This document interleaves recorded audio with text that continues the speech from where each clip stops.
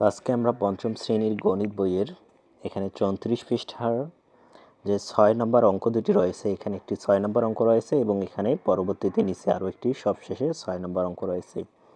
তো এই দুটি অঙ্কের আমরা এখন সমাধান করার চেষ্টা করব। তো তার আগে বলে রাখি, তোমাদের পঞ্চম শ্রেণীর 2026 সালের বৃত্তি পরীক্ষার অনলাইন ব্যাচ খুব শীঘ্রই চালু করা হবে। তোমরা এই অনলাইন ব্যাচে ভর্তি হওয়ার জন্য বা বিস্তারিত জানতে হোয়াটসঅ্যাপ নম্বরে আমাদের সাথে যোগাযোগ করতে পারো। তো এখানে 6 নম্বর যে অঙ্কটি দিয়েছে এখানে আমাদেরকে, সেটা হচ্ছে রেজা তার কক্ষের মেঝেতে বসানোর জন্য 9 সেন্টিমিটার দৈর্ঘ্যের ও 6 সেন্টিমিটার প্রস্থের টাইলস কিনল। টাইলসগুলো মেঝেতে বসিয়ে বর্গাকার ক্ষেত্র তৈরি করা হলো। তো রেজা তার মেঝেতে বসানোর জন্য কি টাইলস কিনলো। টাইলসের দৈর্ঘ্য কি 6, একটা হচ্ছে দৈর্ঘ্যটা হচ্ছে 9 সেন্টিমিটার এবং প্রস্থটা হচ্ছে 6 সেন্টিমিটার। তো এখানে বলা হয়েছে যে বর্গাকার ক্ষেত্র। তো এখানে আমাদেরকে এখন এই অঙ্কটি করার জন্য আমাদেরকে জানতে হবে যে বর্গাকার ক্ষেত্রটি কি। তো বর্গাকার ক্ষেত্র হচ্ছে, ধরো এখানে আমি একটি লিখলাম, 4টা বাহুওয়ালা চতুর্ভুজের মতন একটা লিখলাম। এখন বর্গাকার ক্ষেত্রটা হচ্ছে যেটা 4টা বাহু সমান। ধরো এটা 5 সেন্টিমিটার এবং এদিকেও 5 সেন্টিমিটার, এদিকেও 5 সেন্টিমিটার এবং এই বাহুটাও হচ্ছে 5 সেন্টিমিটার। এটাকে বলা হয়, এটা একটা বাহু, এটা একটা বাহু, এটা একটা বাহু এবং এটা একটা বাহু। তাহলে এই বর্গাকার ক্ষেত্রে 4 বাহু হচ্ছে সমান।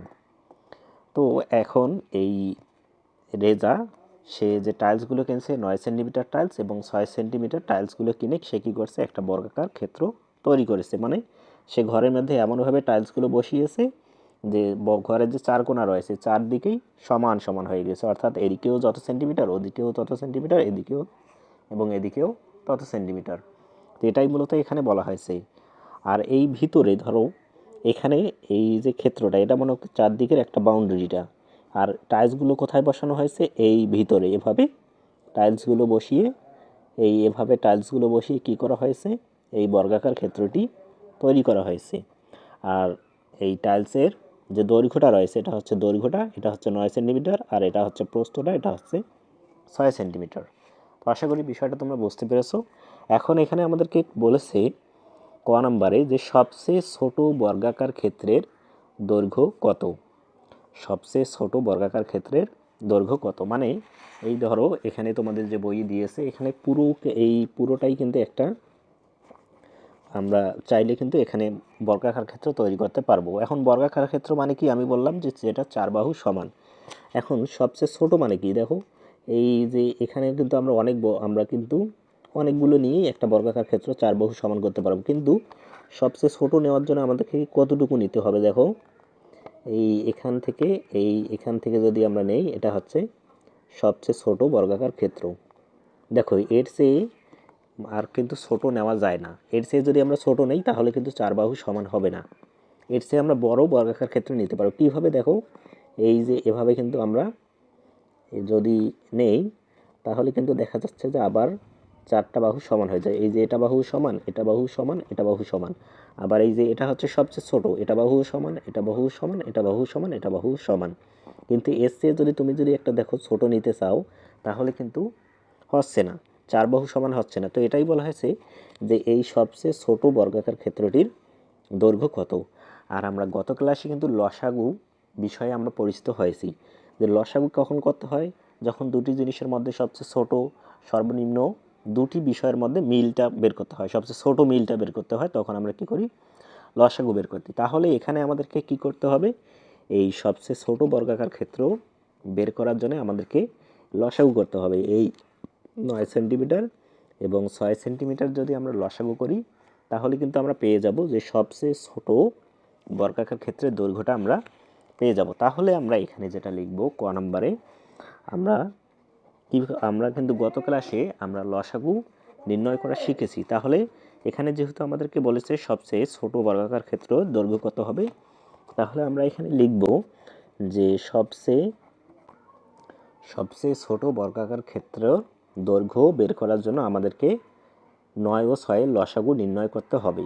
তো ক নম্বর অঙ্কটা লেখার জন্য আমরা সর্বপ্রথম এটা লিখব যে সবচেয়ে ছোট বর্গাকার ক্ষেত্রের দৈর্ঘ্য নির্ণয়ের জন্য লসাগু নির্ণয় করতে হবে। তো লসাগু কিভাবে নির্ণয় করতে হয়, আমরা প্রথমে 9 এর গুণিতক বের করব। আমরা কিন্তু গত ক্লাসে জেনেছি যে যার লসাগু নির্ণয় করতে হবে, যে যে সংখ্যাগুলোর আমাদেরকে লসাগু নির্ণয় করতে বলা হবে, প্রথমে সেই সংখ্যাগুলোর আমরা কি করব, গুণিতকগুলো নির্ণয় করব। আমরা এখানে লিখব যে 9 এর গুণিতক। 9 এর গুণিতক কি বলতো? আমরা জানি যে যার আমরা গুণিতক বের করব তাকে পূর্ণ সংখ্যা দিয়ে গুণ করলে যে গুণফলগুলো বের হবে সেগুলি হচ্ছে গুণিতক। তো 9 এর গুণিতক আমরা 9কে যদি 1 দ্বারা গুণ করি তাহলে হচ্ছে 9, 9কে যদি আমরা 2 দ্বারা গুণ করি তাহলে হচ্ছে 18, 9কে যদি আমরা 3 দ্বারা গুণ করি তাহলে হচ্ছে 27। এভাবে কিন্তু আমরা অসংখ্য গুণিতক বের করতে পারবো। 9 এর ঘরের নামতা পড়লেই কিন্তু আমরা 10টি গুণিতক পেয়ে যাব। এরপর কতদের গুণিতক? এখানে যেহেতু 9 এবং 6 রয়েছে, দেখো এখানে 9 এবং 6 আছে, তার মানে আমরা কি করব, 9 এবং 6 এর গুণিতক নির্ণয় করব। 9 এবং 6 এর গুণিতক নির্ণয় করার পর আমরা লসাগুটা বের করব। তাহলে 9 এর গুণিতক আমরা নির্ণয় করলাম, এখন আমরা কি করব, 6 এর গুণিতক। আমরা এখানে লিখব যে 6 এর গুণিতক।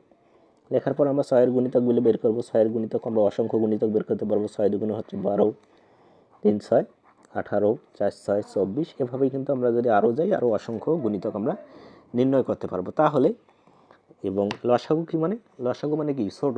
এখানে কিন্তু আমাদেরকে দেখো প্রশ্নে বলেছে সবচেয়ে ছোট, তার মানে কি লসাগু, এটাই আমরা বুঝলাম। এই ছোটটাই হচ্ছে আমাদেরকে ক্লু। আমরা এই ছোট যে শব্দটা রয়েছে এটা দেখেই আমরা বুঝলাম যে এখানে আমাদেরকে এই সবচেয়ে ছোট যে দৈর্ঘ্যটা রয়েছে এটা বের করার জন্য আমাদেরকে লসাগু বের করতে হবে। আর লসাগু মানে লঘিষ্ঠ, লঘিষ্ঠ মানে ছোট। আর এই লঘিষ্ঠ লসাগুয়ের পূর্ণরূপ হচ্ছে লঘিষ্ঠ সাধারণ গুণনীয়ক। মানে এমন একটা সংখ্যা আমাদেরকে সবচেয়ে ছোট সংখ্যাটা বের করতে হবে যেটা 6 এর মধ্যেও আছে, যেটা 9 এর গুণিতকের মধ্যেও আছে। তাহলে দেখো তো এখানে 6 এর গুণিতকের মধ্যে কোনটা আছে, যেটা দুটোর মধ্যেই আছে। এখানে আমরা দেখতে পাচ্ছি যে এখানেও 18 আছে, এখানেও 18 আছে, তার মানে এখানে 18টাই হচ্ছে লসাগু।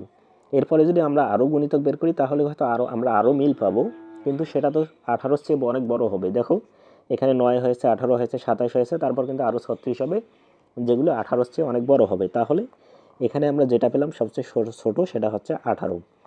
তার মানে 9 ও 6 এর লসাগু কত হচ্ছে? 18। আর এটাই হচ্ছে আমাদের সবচেয়ে যে ছোট বর্গাকার ক্ষেত্রের দৈর্ঘ্য, সেটাই হচ্ছে আমাদের এই 18। এখানে আমাদেরকে কি বলেছে যে সবচেয়ে ছোট বর্গাকার ক্ষেত্রের দৈর্ঘ্য কত। তাহলে আমরা উত্তর কি পেলাম? আমরা এখানে লিখব ক নাম্বারের উত্তর যেটা হবে সবচেয়ে ছোট বর্গাকার ক্ষেত্রের দৈর্ঘ্য সমান 18। তো আমরা কি লিখব, যে আমরা সুতরাং লিখব যে সবচেয়ে ছোট বর্গাকার ক্ষেত্রের দৈর্ঘ্য সমান 18। তো এটাই হচ্ছে মূলত ক নাম্বার যে প্রশ্নটি আমাদেরকে করেছিল সেটার উত্তর। এখন এখানে আমরা দেখতে পাচ্ছি যে আমাদেরকে খ নাম্বারে আরও একটি প্রশ্ন দিয়েছে, সেটা হচ্ছে আমাদেরকে বলেছে সবচেয়ে ছোট বর্গাকার ক্ষেত্র তৈরি করার জন্য কয়টি টাইলস প্রয়োজন। তো এখানে আমাদেরকে প্রথমেই কি বলেছিল যে এই বর্গাকার ক্ষেত্রটি তৈরি করার জন্য এই রেজা কি ব্যবহার করেছে। একটা হচ্ছে 9 সেন্টিমিটারের টাইলস, 9 সেন্টিমিটার দৈর্ঘ্য এবং 6 সেন্টিমিটার প্রস্থের অনেকগুলো টাইলস সে কিনে ব্যবহার করেছিল। তো এখন এখানে প্রশ্ন করেছে যে সবচেয়ে ছোট বর্গাকার ক্ষেত্র তৈরি করার জন্য কয়টি টাইলস প্রয়োজন। এই যে এটা হচ্ছে কি একটা ক্ষেত্রটা, এই যে 4টা বাহু, এটা হচ্ছে ধরো চারদিকের 4টা বাহু, এই 4টা বাহুটা ভর্তি আছে কি দিয়ে? এই টাইলসগুলো দিয়েই তো ভর্তি করা হয়েছে। যেমন এখানে একটা টাইলস, এখানে একটা টাইলস, এখানে একটা টাইলস, এখানে একটা টাইলস, এখানে একটা, এখানে একটা, এই টাইলসগুলো দিয়েই কিন্তু ভর্তি করানো হয়েছে এই বর্গাকার ক্ষেত্রটি। এখন আমাদেরকে এখানে বলেছে যে এই সবচেয়ে ছোট যে আমরা লিখলাম বের করলাম 18 সেন্টিমিটার দৈর্ঘ্যের এই সবচেয়ে ছোট বর্গাকার ক্ষেত্রটি তৈরি করার জন্য এর ভিতরে কয়টি টাইলসের প্রয়োজন হবে, এটা পরিপূর্ণ করার জন্য কয়টি টাইলসের প্রয়োজন হবে। তো এটা নির্ণয় করার জন্য আমাদেরকে দুইটি বিষয় বের করতে হবে। একটা হচ্ছে এই বর্গাকার ক্ষেত্রের ক্ষেত্রফল আমাদেরকে নির্ণয় করতে হবে, বর্গাকার ক্ষেত্রের ক্ষেত্রফল আমাদেরকে নির্ণয় করতে হবে, এবং কার ক্ষেত্রফল নির্ণয় করতে হবে? টাইলসের ক্ষেত্রফল। এই দুটো ক্ষেত্রফল নির্ণয় করার পর আমরা বর্গাকার ক্ষেত্রকে টাইলসের ক্ষেত্রফল দ্বারা যদি ভাগ করি তাহলে এর ভিতরে কতটি টাইলস আছে সেটা কিন্তু বের হয়ে আসবে। এটাই হচ্ছে মূলত নিয়ম। তো আমরা যদি আমরা যদি খ নাম্বার যে প্রশ্নটি রয়েছে সেটার উত্তর করতে চাই তাহলে আমরা এখানে কি লিখব, যে আমরা কি পেয়েছি। আমরা প্রথমে কি নির্ণয় করব? খ নাম্বারের আমরা নির্ণয় করব প্রথমে এই বর্গাকার ক্ষেত্রের ক্ষেত্রফল। তাহলে বর্গাকার ক্ষেত্রের ক্ষেত্রফল নির্ণয় করার কিন্তু একটা সূত্র রয়েছে, এই সূত্রটা তোমাদের মুখস্থ রাখতে হবে। তাহলে বর্গাকার ক্ষেত্রের ক্ষেত্রফল সমান কি? এটা হচ্ছে এই সূত্রটা এখন আমি লিখতেছি। ক্ষেত্রফল সমান বাহু গুণন বাহু। এটা হচ্ছে কি বর্গাকার ক্ষেত্রের ক্ষেত্রফল নির্ণয়ের সূত্র। এটা তোমাদের বোঝার কিছু নেই, এটা তোমাদের মুখস্থ করতে হবে। তুমি যদি বর্গাকার ক্ষেত্রের ক্ষেত্রফল নির্ণয় করতে চাও তাহলে তোমাকে এই সূত্রটি মুখস্থ করতে হবে। তো দেখো প্রথমেই আমরা এখানে বলেছে সবচেয়ে ছোট, আর এখানেও কিন্তু আমরা সবচেয়ে ছোট বর্গাকার ক্ষেত্রের দৈর্ঘ্যটি প্রথমে পেয়েছি। তো বলো তো সবচেয়ে ছোট বর্গাকার ক্ষেত্রের দৈর্ঘ্যটি আমরা কত পেয়েছি? 18, মানে বাহুর দৈর্ঘ্য আমরা পেয়েছি। আর বর্গাকার ক্ষেত্রের এক বাহুর দৈর্ঘ্য যেটা, বাকি 3 বাহুর দৈর্ঘ্য সেটা। তাহলে এখানে আমরা কি বাহু গুণন বাহু, এক বাহুর দৈর্ঘ্য 18, তার মানে আরেক বাহুর দৈর্ঘ্য 18। এটাই হচ্ছে সূত্র। আমরা বসিয়ে আমরা এখন এটা যদি গুণ করি তাহলে আমরা কি পাবো? বর্গাকার ক্ষেত্রের ক্ষেত্রফল পাবো। তাহলে এখানে আমরা আলাদা করে এই গুণটি করে নিব। তো গুণ কিভাবে করতে হয় নিশ্চয়ই আর তোমাদের শেখাতে হবে না, তোমরা ইতিমধ্যেই গুণ করেছো। তারপরে আমি দেখিয়ে দিচ্ছি তাড়াতাড়ি। তাহলে 8 8 64, 64 4, হাতে থাকলো 6, 8 8, আর 6 হচ্ছে 14। এখানে আমরা লিখব 14। এরপর এক ঘর আমরা বাদ দিয়ে দেবো, এরপর লিখবো 8 8 আর 1 1। তাহলে কত হচ্ছে? এখানে 4 8 4 12, 2 হাতে 1 আর 2 এর 2, 324। এখানে কত হচ্ছে? 324। তো বর্গাকার ক্ষেত্রের ক্ষেত্রফল সমান কত হলো? 324। এখানে সেন্টিমিটার আমরা দিতে পারি বা না দিলেও সমস্যা নেই।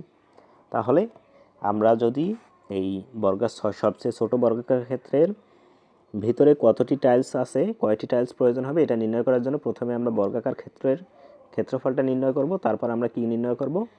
এই টাইলসের ক্ষেত্রফল নির্ণয় করব। তো টাইলসের ক্ষেত্রফল আমরা কিভাবে নির্ণয় করব? দেখো, টাইলসের ক্ষেত্রফল নির্ণয় করার জন্য আমরা গুণ করব দৈর্ঘ্য গুণন প্রস্থ।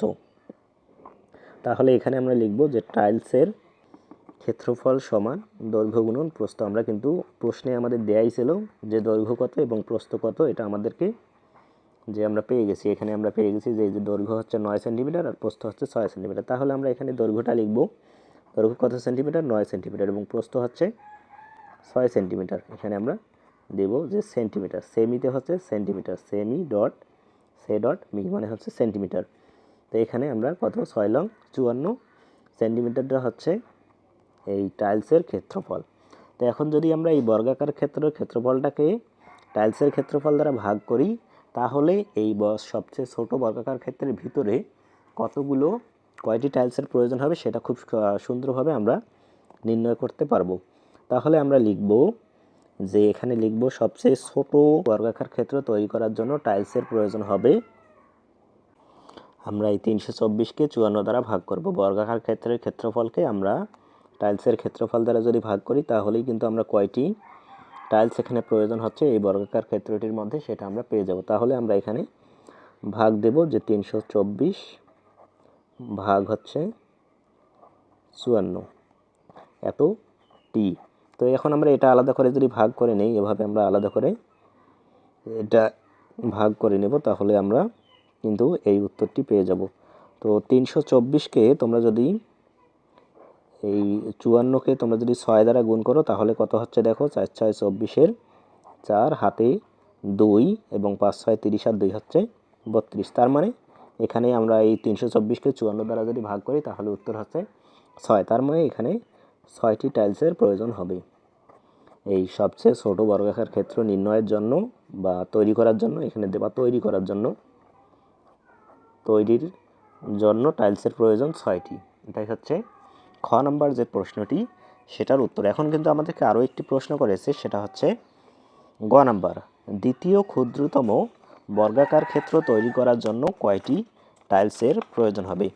এটা কিন্তু খুব সহজ একটি বিষয়, কারণ আমরা ইতিমধ্যেই সবচেয়ে ছোট বর্গাকার ক্ষেত্র তৈরি করার জন্য কয়টি টাইলস প্রয়োজন হয়েছে এটা আমরা নির্ণয় করেছি। এখন বলেছে দ্বিতীয় ক্ষুদ্রতম মানে কি? এই যে সবচেয়ে ছোটটা চেয়ে আর বড়টা কোনটা? এটা হচ্ছে সবচেয়ে বড়, এটা হচ্ছে আরেকটু বড়, এটার চেয়ে এই বর্গাকার ক্ষেত্রটি হচ্ছে বড়। এটা হচ্ছে সবচেয়ে ছোট বর্গ, আর বর্গাকার ক্ষেত্র মানে কি? 4 বাহুর যেটা সমান। তো এই সবচেয়ে ছোটটার চেয়ে তার চেয়ে একটু বড় কোনটা? এটা হচ্ছে বড়। এখন এটার ভিতরে কতগুলো টাইলসের প্রয়োজন হবে সেটা আমাদেরকে নির্ণয় করতে হবে। তো আমরা কিন্তু দেখলাম সবচেয়ে ছোট বর্গাকার যে ক্ষেত্রের দৈর্ঘ্য সেটা হচ্ছে কত? 18। আমরা কি দেখেছি? আমরা ক হাতে পেয়েছি। তো দেখো এখানে আমরা এই সবচেয়ে ছোট বর্গাকার ক্ষেত্রের ভিতরে কয়টি টাইলসের প্রয়োজন হবে এটা নির্ণয় করার জন্য আমরা কি করেছি, প্রথমে এই বর্গাকার ক্ষেত্রটির এই এটুকুর ক্ষেত্রফলটা আমরা নির্ণয় করেছি। ক্ষেত্রফলটা নির্ণয় করার পর যে টাইলসের ক্ষেত্রফল এই যে 9 আর 6, এই টাইলসের ক্ষেত্রফলটা আমরা বের করেছি। বের করার পর কি করেছি, আমরা এই বর্গাকার ক্ষেত্রের ক্ষেত্রফলকে টাইলসের ক্ষেত্রফল দ্বারা ভাগ করে আমরা দেখেছি যে 6টি টাইলসের প্রয়োজন হয়। ঠিক একইভাবে আমরা এটা নির্ণয় করতে হবে। প্রথমে আমাদেরকে এই টাইলসের ক্ষেত্রফলটা দ্বিতীয় ক্ষুদ্রতম বর্গাকার, মানে এই ছোটোটার চেয়ে আরও একটু বড় যে বর্গাকার ক্ষেত্রটি রয়েছে সেটার প্রথমে ক্ষেত্রফলটা নির্ণয় করতে হবে। তারপর টাইলসের ক্ষেত্রফল তো আমরা নির্ণয় করেছি, এই ক্ষেত্রফলকে টাইলসের ক্ষেত্রফল যদি আমরা ভাগ করি তাহলেই কিন্তু আমরা এখানে বুঝতে পারবো যে এই সবচেয়ে দ্বিতীয় ক্ষুদ্রতম বর্গাকার ক্ষেত্রের মধ্যে কতটি টাইলসের প্রয়োজন হবে। তো এখন এই প্রথমে তো টাইলসের ক্ষেত্রফল তো আমরা পেয়েছি, এখন আমাদেরকে শুধু এই বর্গাকার ক্ষেত্রটির ক্ষেত্রফল নির্ণয় করতে হবে। আর এটা নির্ণয় করার জন্য আমাদেরকে প্রথমে এর এক বাহুর দৈর্ঘ্য জানতে হবে, কারণ বর্গাকার ক্ষেত্রের ক্ষেত্রফল সমান কি, বাহু গুণন বাহু। বাহুর দৈর্ঘ্যটাই যদি আমরা না জানি তাহলে কিন্তু আমরা এই ক্ষেত্রফল নির্ণয় করতে পারবো না। আর এই বাহুর দৈর্ঘ্যটা নির্ণয় করার জন্য আমাদেরকে কি করতে হবে, আমরা ক হাতে কি পেয়েছি, সবচেয়ে ছোট বর্গাকার ক্ষেত্রের বাহুর দৈর্ঘ্য কত পেয়েছি আমরা, সবচেয়ে ছোট বর্গাকার ক্ষেত্রের দৈর্ঘ্য আমরা ক নাম্বারে বের করলাম না, এইটার উত্তর আমরা বের করলাম না, 18 সেন্টিমিটার। তো এটা হচ্ছে সবচেয়ে ছোট। এখন আমাদেরকে বের করতে হবে এই ছোটটার চেয়ে আরও একটু বড় বর্গাকার ক্ষেত্রের বাহুর দৈর্ঘ্য বের করতে হবে, মানে দ্বিতীয় ক্ষুদ্রতম আমাদেরকে বের করতে হবে দ্বিতীয় ক্ষুদ্রতম বর্গাকার ক্ষেত্রের দৈর্ঘ্য। তাহলে আমরা লিখব এখানে দ্বিতীয়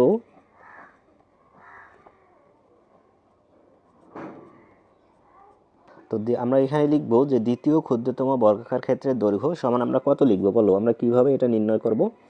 আমরা এই সবচেয়ে ছোটটি পেয়েছি, ছোটটির সাথে আমরা কি করব, 2 গুণ করব। কেন 2 গুণ করব, কারণ হচ্ছে এটা দ্বিতীয় বৃহত্তম, মানে এই যে 18 চেয়েও বড়। এখানে যদি আমাকে বলতো তৃতীয় ক্ষুদ্রতম বা চতুর্থ বলতো তাহলে আমরা তৃতীয় বলে 3 দ্বারা গুণ করতাম, আমরা চতুর্থ বলে 4 দ্বারা গুণ করতাম, আমরা যদি পঞ্চম ক্ষুদ্রতম বর্গাকার বলতো তাহলে আমরা কি করতাম, 5 দ্বারা গুণ করতাম।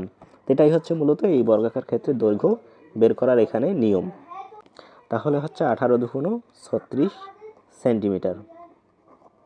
তার মানে আমরা কি পেলাম, যে দ্বিতীয় ক্ষুদ্রতম বর্গাকার ক্ষেত্রের দৈর্ঘ্য পেলাম 36 সেন্টিমিটার। এখন আর কিন্তু আমরা এই বর্গাকার ক্ষেত্রটির আমরা ক্ষেত্রফল খুব সহজেই বের করতে পারবো। আর ক্ষেত্রফল বের করতে পারলেই তো আমরা টাইলসের ক্ষেত্রফল দ্বারা ভাগ করলে কয়টি এই বর্গাকার ক্ষেত্রের মধ্যে কয়টি টাইলসের প্রয়োজন হচ্ছে সেটা আমরা নির্ণয় করতে পারবো। তাহলে এখানে আমরা লিখব, তাহলে আমরা কি লিখব, আমরা এখানে লিখব যে দ্বিতীয় ক্ষুদ্রতম বর্গাকার ক্ষেত্রের ক্ষেত্রফল সমান বাহু গুণন বাহু। এটা হচ্ছে আমাদের সূত্র। আমরা এক বাহুর দৈর্ঘ্য পেলাম হচ্ছে 36, তার মানে হচ্ছে 36 গুণন 36, এবং তাহলে 36 আর 36 গুণ করলে হচ্ছে 1296। এই গুণটা তোমরা আলাদা করে নিবে, আমি আলাদা করে এখানে বসিয়েছি। 36 আর 36 গুণ করলে হচ্ছে 1296। তাহলে আমরা ক্ষেত্রফলটা কিন্তু পেয়ে গেলাম।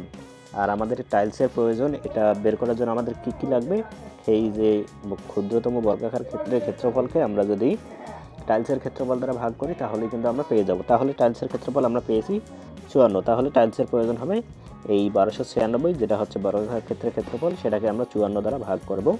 আর ভাগ করলে হচ্ছে 24। তোমরা ভাগটি আলাদাভাবে খুব সুন্দরভাবে করে নেবে। তাহলে আমাদের এই দ্বিতীয় ক্ষুদ্রতম বর্গাকার ক্ষেত্রের ক্ষেত্রফল নির্ণয়ের জন্য বা ক্ষেত্রফল তৈরির জন্য 24টি টাইলসের প্রয়োজন হবে। এটাই হচ্ছে আমাদের গ নম্বর উত্তর। আশা করি তোমরা বুঝতে পেরেছো। এখন আমরা এখানে আমাদেরকে একটি প্রশ্ন 6 নম্বরে আমাদেরকে আরও একটি প্রশ্ন করেছে, সেটা হচ্ছে এখানে বলেছে যে 2টি ঘন্টা, এই যে এখানে দেখো পিকচার দিয়েছে, এটা হচ্ছে একটি ঘন্টা এবং এটা হচ্ছে আরেকটি ঘন্টা। এই 2টি ঘন্টা একত্রে বাজার পর প্রথমটি 5 মিনিট, ধরো এইটা 5 মিনিট পর পর করে বাজে, এটা 5 মিনিট পর পর, এবং অপরটি 7 মিনিট, আর এটা হচ্ছে 7 মিনিট পর পর করে বাজে, মানে 5 মিনিট বাজার পর আবার পরবর্তী 5 মিনিট পর আবার বাজে। এটাও এরকম 7 মিনিট বাজার পর পরবর্তী 7 মিনিটে আবার বাজে। তো এটাই মূলত এখানে বলা হয়েছে, এই 2টি ঘন্টার কথা বলা হয়েছে। তো এখন এখানে বলা হয়েছে ঘন্টা 2টি সকাল 10টায়, এই ঘন্টা 2টি একত্রেই, মানে ঘন্টা 2টি সকাল 10টায় একত্রে বাজার পর এই ঘন্টা 2টি একসাথে, দুইটাই একসাথে সকাল 10টায় বাজে। কয়টায় বাজে? সকাল 10টায় বাজে। সকাল 10টায় বাজার পর পরবর্তী সময়ে কখন আবার একসঙ্গে বাজবে, মানে এখানে বলা হলো যে একটা 5 মিনিট পর এবং একটা 7 মিনিট পর বাজে। তারপর এই 2টা ঘন্টাই আবার কী করে সকাল 10টায় একসাথে বাজে। সকাল 10টায় একসাথে বাজার পর পরবর্তী কখন আবার একসাথে বাজবে। তো আমি তোমাদেরকে যদি এই বিষয়টি একটি বুঝিয়ে দিই, পর কথাটি বললে আমরা কিন্তু ইতিমধ্যেই জেনে গেছি যে দুইটি সংখ্যার মধ্যে তো পরপর ছোট, লঘিষ্ঠ বা বড় এরকম করে ব্যবহার করলে কি আমরা লসাগু বা গসাগু করি। তো আমি যদি তোমাদেরকে বিষয়টা একটু বুঝিয়ে দিই যে এটা তোমরা কীভাবে নির্ণয় করবো। ধরো এই দুটি ঘন্টা, এটা হচ্ছে দুটি ঘন্টা, এই ঘন্টা দুটি একসাথে কখন বাজলো, যে 10টার সময়, সকাল 10টার সময় বাজার পর। তাহলে এই প্রথম ঘন্টাটা কখন বাজবে, 10টা 5 আবার বাজবে। দ্বিতীয় ঘন্টাটা কখন বাজবে, 10টা 7 আবার বাজবে। এটা আবার 5 মিনিট পর, মানে আরও 5 মিনিট, 10টা 10 বাজবে। এভাবে 10টা 15 বাজবে। এভাবে 10টা 20 একবার বাজবে। এটাও এভাবে 10টা 7 যেহেতু বাজছে, তার মানে আরও 7 মিনিট পর বাজবে। তার মানে 10টা 14 একবার বাজবে। আরও 7 মিনিট পর যদি বাজে তাহলে এভাবে 10টা 21 বাজবে। আরও 7 মিনিট পর যদি বাজে তাহলে 10টা 28 বাজবে। আরও 7 মিনিট পর যদি বাজে তাহলে 10টা 35 বাজবে। এটাও যদি এভাবে আরও 5 মিনিট পর বাজে তাহলে কখন বাজবে, 10টা 25 বাজবে। আরও 5 মিনিট পর বাজলে 10টা 30 বাজবে। 10টা 30 বাজবে। আরও 5 মিনিট পর বাজলে 10টা 35 বাজবে। এখন বলেছে যে দুটো ঘড়ি কখন একসাথে বাজবে। দেখো এটাও এই 10টা 35 বাজতেছে, আবার এটাও এই যে 10টা 35 বাজতেছে। তার মানে কি 10টা 35 দুটো ঘড়ি আবার একসাথে বাজবে। আর এটা নির্ণয় করার জন্য আমাদের এখানে ক্লু দিয়েছে, সেটা হচ্ছে পরপর, মানে একসাথে। এরকম বললে আমরা কি করব, লসাগু নির্ণয় করব। তাহলে এটা নির্ণয় করার জন্য আমরা প্রথমে কি করব, এই 5-এর গুণিতক, এগুলো হচ্ছে 5-এর গুণিতক আর এগুলো হচ্ছে 7-এর গুণিতক। তাহলে আমরা কি করব, যে 5-এর গুণিতকগুলো আমরা নির্ণয় করব এভাবে। 5-এর গুণিতক আমরা কি লসাগু বের করে এটা নির্ণয় করব। 5-এর গুণিতক কত, 5, 10, 15, 20, এগুলো হচ্ছে 5-এর গুণিতক। গত ক্লাসে আমরা কিভাবে গুণিতক নির্ণয় করতে হয় সেটা আমরা শিখেছি। 25, 30 আর একটা হচ্ছে 35, এগুলো হচ্ছে কিসের গুণিতক, 5-এর গুণিতক। এরপর দেখো 7-এর গুণিতক। তাহলে 7-এর গুণিতক হচ্ছে 7, 14, 21, 28, 35। তাহলে দেখো এখানেও 35 আছে, এখানেও 35 আছে। আর লসাগু মানে হচ্ছে মিল। তাহলে 5 এবং 7-এর লসাগু কত, 5 এবং 7-এর লসাগু হচ্ছে 35। তার মানে কি দুটো ঘড়ি একসাথে আবার 10টা 35 বাজবে। প্রথমবার যদি 10টায় বাজে, দ্বিতীয়বার 35 মিনিট পর বাজবে, মানে 10টা 35 বাজবে। তাহলে আমরা লিখব যে দুটি ঘড়ি আবার একসাথে, তাহলে আমরা